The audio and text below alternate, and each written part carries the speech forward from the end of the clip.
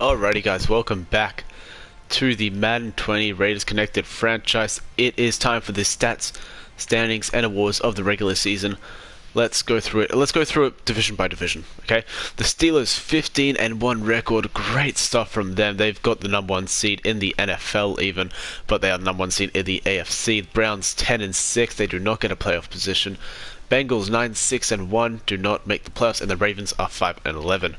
In the South, the Colts get the division with an 8-8 record. The Texans 8-8 as well, but do fail to capture the division title and will not make the playoffs.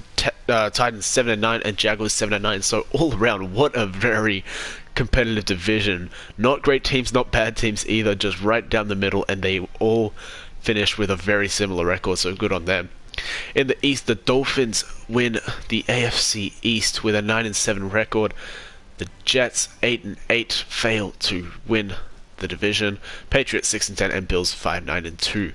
AFC West, this was a very, very tough division. We take the division at a 13-3 record, secure the number 2 seed in the AFC. The Broncos 11-5 get the first wildcard slot, and the Chiefs at 10-6 get the number 2 wildcard spot. They'll get the number 6 seed.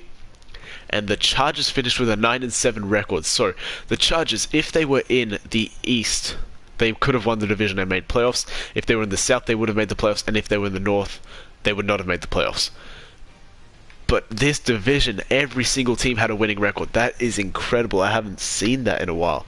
That is actually insane. There is no weak link in this division. All teams are very similar in strength, but we did win 5 of the 6 division games, which puts us on top. NFC North, the Packers win the division with a 9-7 record. The Bears 8-8 just miss out. Vikings 5-11, Lions 13-3. NFC South, the Falcons secure the number 1 seed in the NFC with a 12-4 record. Panthers get the first wildcard slot. They are 10-5-1. Buccaneers 7-9 and Saints 3-12-1. Very terrible season. The NFC East, the Giants win the division with a 7-9 record. That is terrible. The Eagles 7-9 miss out on a playoff opportunity. The Cowboys 6-10 and the Redskins 4-12.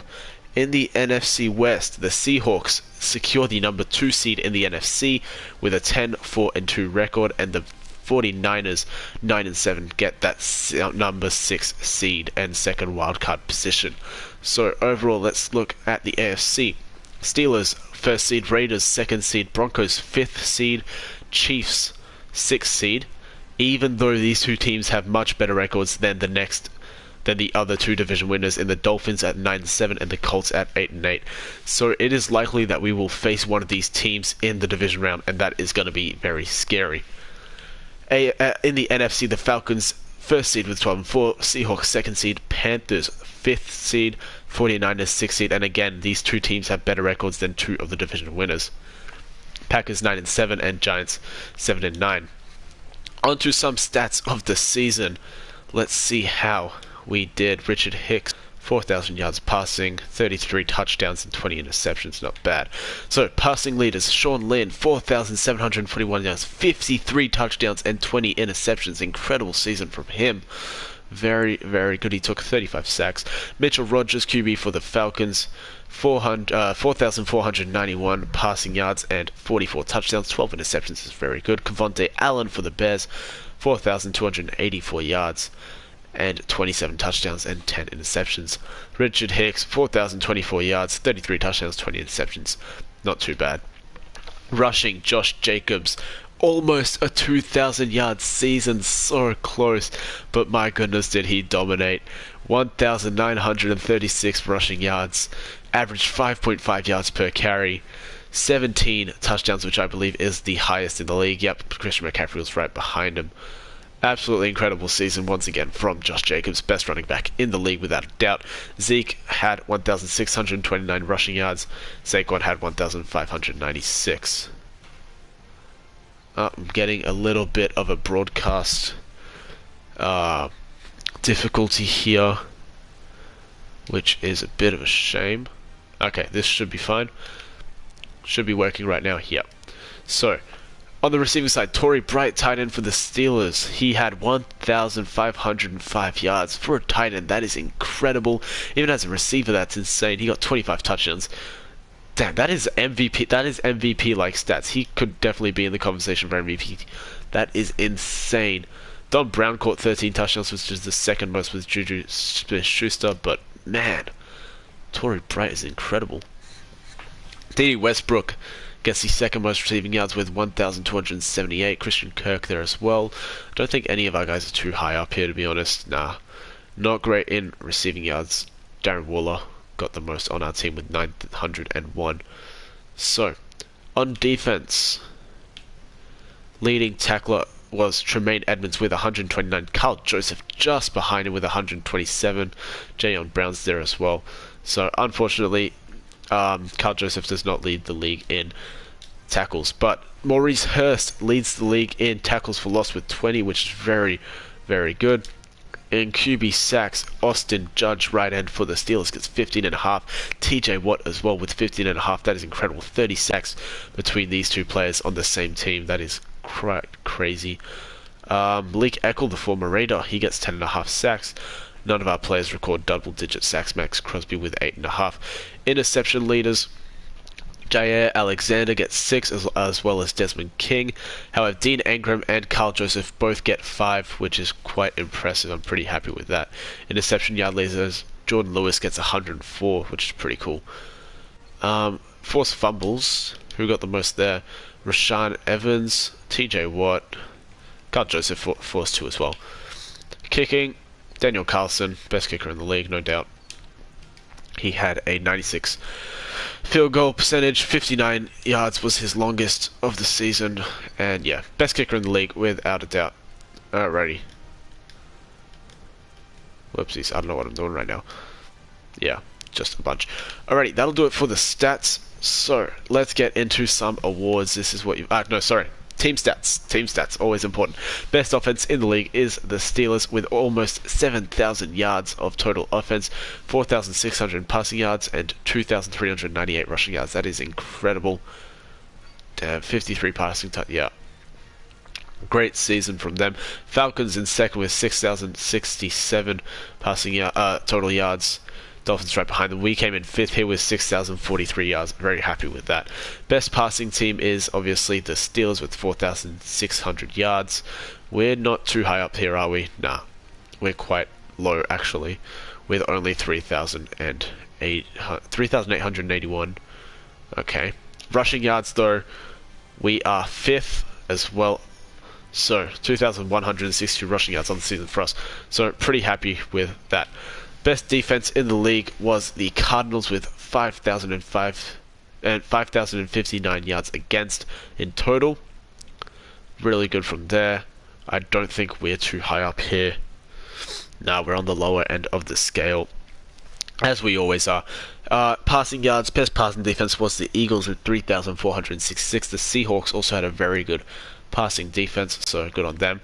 But the best rushing defense was the Steelers. They only allowed 1,206 yards. We were in second here with 1,407 yards allowed.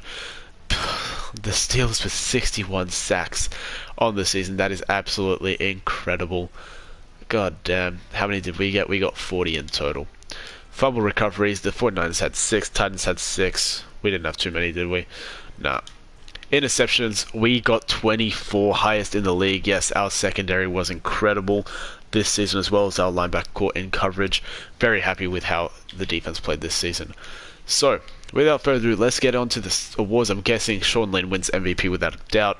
It is Sean Lynn is the MVP of the NFL. Mitchell Rogers comes in second, and Josh Jacobs comes in third. Unfortunately, you just can't win the MVP as running back if you've got these guys of this caliber at quarterback, unfortunately, but oh well. Coach of the Year is Mike Tomlin, led his team to a 15-1 record, and why not? Dan Quinn as well. John Gruden's up there as well. I feel like John Gruden should be second, but oh well. On to the NFC Offensive Player of the Year is Mitchell Rogers, of course. Christian McCaffrey and Saquon Barkley just there, but Jameis Winston is there for some reason. Kevontae Allen, sorry. Shane Wallace, yep, I agree with all that. Defensive Player of the Year is Aaron Donald. was a great asset for the Rams. Jack Parsons for the Packers, Forrest Buckner, Jair Alexander, Malik Eckel up there. Damn, so we really let go of the stud, but we just didn't want to pay him all that much. Offensive Rookie of the Year is Alex McGee for the Falcons. Defensive Rookie of the Year is Bill McGriff for the Rams. Best quarterback is Mitchell Rogers. Russell Wilson is the second best. Tony Redding, third best quarterback. I did not expect to see that. Our former quarterback is now on the Vikings, and he's done pretty well for himself despite the Vikings being a pretty bad team overall. Best running back in the NFC is Christian McCaffrey with Saquon Barkley and Ezekiel Elliott just behind.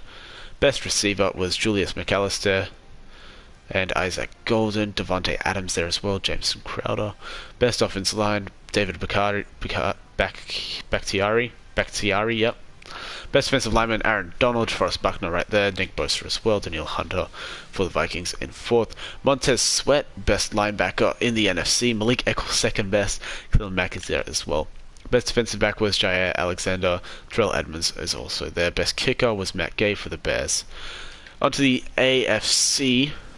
Offensive Player of the Year was Sean Lynn. Jacobs right behind him. Mr. Trubisky for the Chargers there.